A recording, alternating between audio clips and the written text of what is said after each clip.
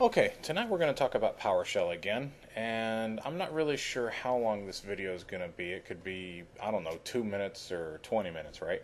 But one of the things I wanted to talk about, because this is one of the things that I think is confusing, especially to beginners, I know it took me a while to really grasp this, is that everything in PowerShell is presented as a drive. And I realize I kind of said that in the opening video and probably even in one of the other videos as well, but I really can't stress that enough. So here I'm going to work in the PowerShell proper editor today. Maybe I'll show you some other editors some other time. But it's important to know how to move around in PowerShell and how to find what you're looking for, because everything isn't going to be wrapped up for you in a nice pretty little GUI package, right? Not yet anyway. So, one of the things that you need to do is you need to know, if I tell you that everything is presented as a drive, then you need to kind of know what drives there are to begin with. And I think that's as good a place as any for me to start the discussion. So if you just say PSDrive, that'll show you what all the drives are. Now let's talk about this for a minute. You notice how in one of the other videos, maybe even a couple of them, I said that aliases can be substituted for command names, right? So if you notice here, this is PSDrive. It stands for PowerShell Drive, right? The alias is the first one, and the provider, it comes from the alias provider. But you notice how the aliases are presented as a drive.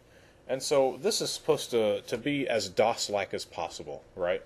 So, chances are if I did something like,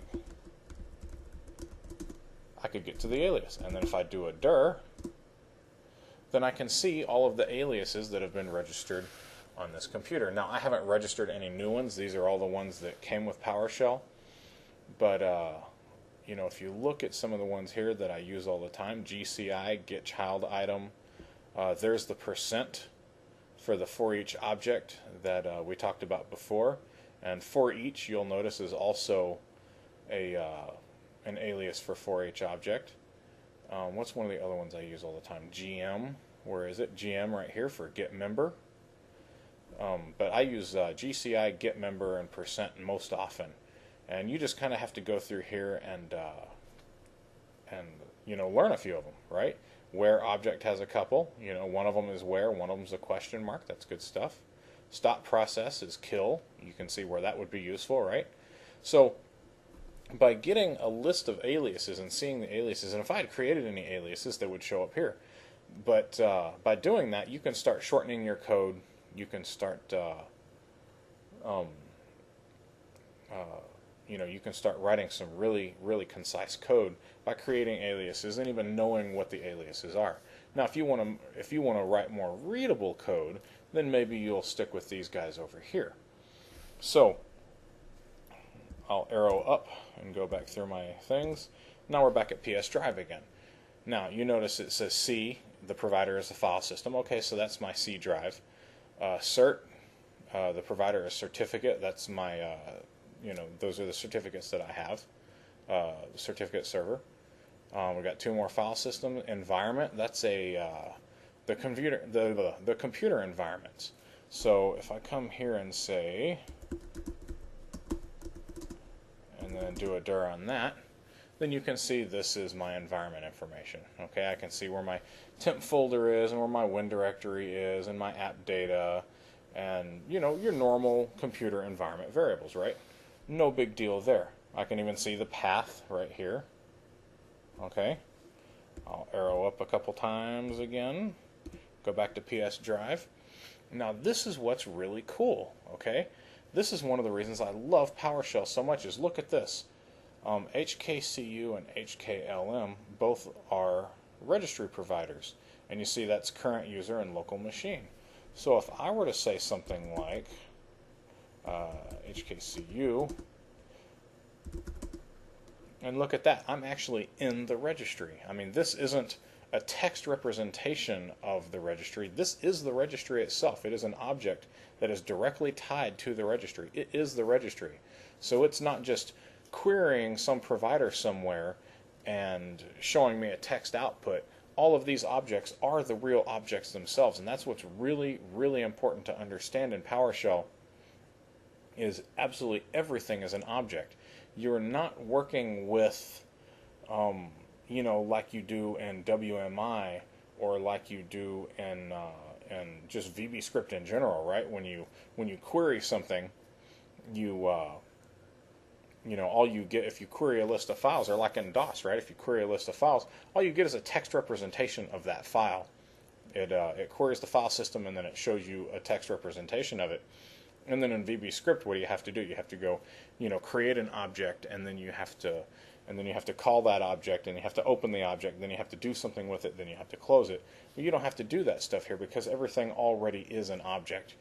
So, you can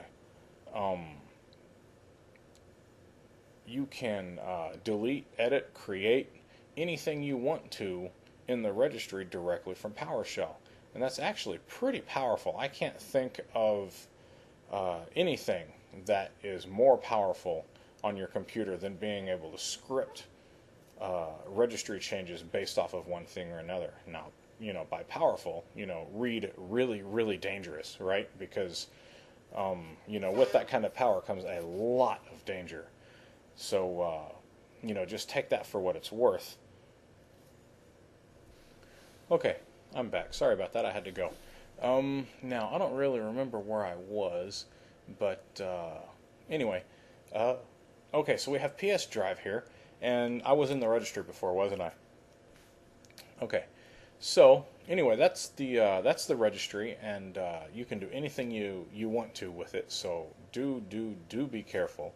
And I'm back here at PSDrive now, and one of the things I showed you before, I showed you aliases, and I believe I showed you how to get aliases. I'll show you again. You just type in get alias, and it'll show you all the aliases, right? Yeah. We were just in there. Okay, I'm coming back now. Now, how do I know what all get alias can do? Because surely these things can take parameters and surely they can do something else other than just say get alias, right? So what I need to do is I need to go through the PowerShell help, and I need to find out what get alias can do. How can I use get alias? So the way you do that is you just type help get alias, and that'll show you everything. You can go by name, you can go scope, you can exclude things. And you notice here, it says down here, and it always has related links, but here under the remarks it says detailed and full. So if I were to say, let's do full, they usually give you a few examples, right? So in here, you can see a description of every one of these. It can tell you whether it's required or not. Notes down here at the bottom, I pipe it for more. And here we have examples right here. So just plain old get alias, G star, S star, so it begins with G or S, and so you can have example 3 right here, get alias, where the object definition matches get child item, and so on, right? And there's even more, and there we are. So we're at the end of that. So how do I know, how do I know what commandlets I have available? And again, you go to the help, right? So all you got to do is say help, and then just stand back. There we go. This is all the aliases. Oh, that's because I'm in the... Okay, hold on. Stop it. Okay, where do I want to go?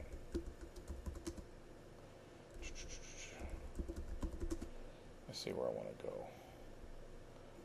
Let's go to... Okay, and now we'll say, I'm still in aliases. Okay, there we are, commandlets. Okay, so you notice how I've got all these commandlets here at my fingertips, and I start with aliases here because they're obviously first. And then I've got all these commandlets here, right?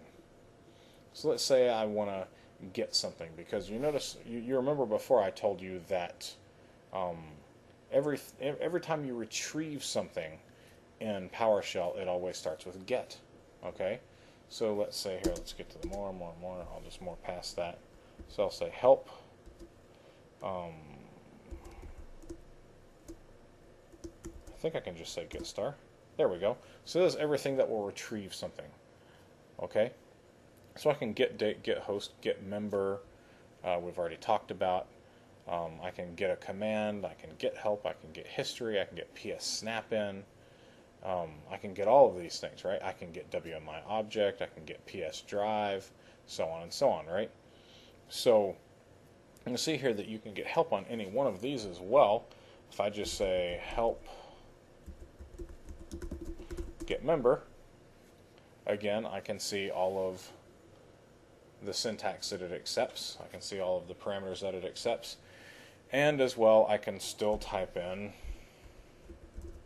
full, and I'll start getting examples of the different ways to use get member, right? So I think that's a good stopping place right now.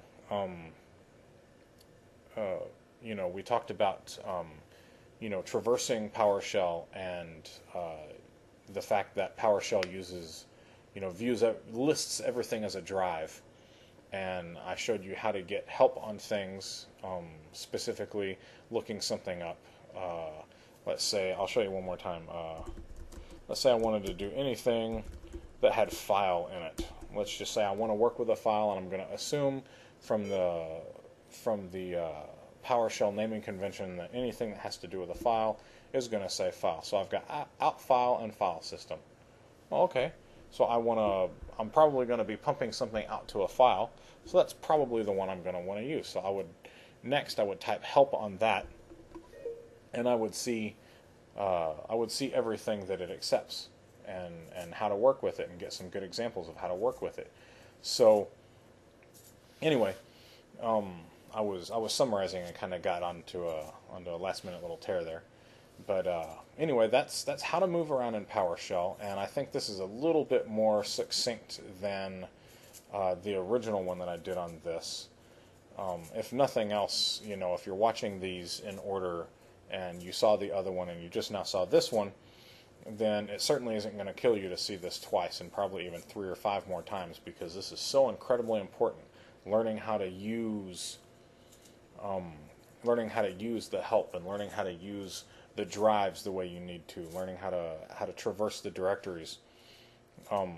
It's a very simple system. Once you just kind of get the hang of it a little bit, it's really, really not that hard, and you can figure out how to do things in PowerShell that you can't figure out how to do in VBScript, because everything in PowerShell is, you know, follows a pattern. You know, it's more or less following the same pattern as other things, and that's not the same thing in any other scripting language. So anyway, good luck, and I hope this does somebody some good.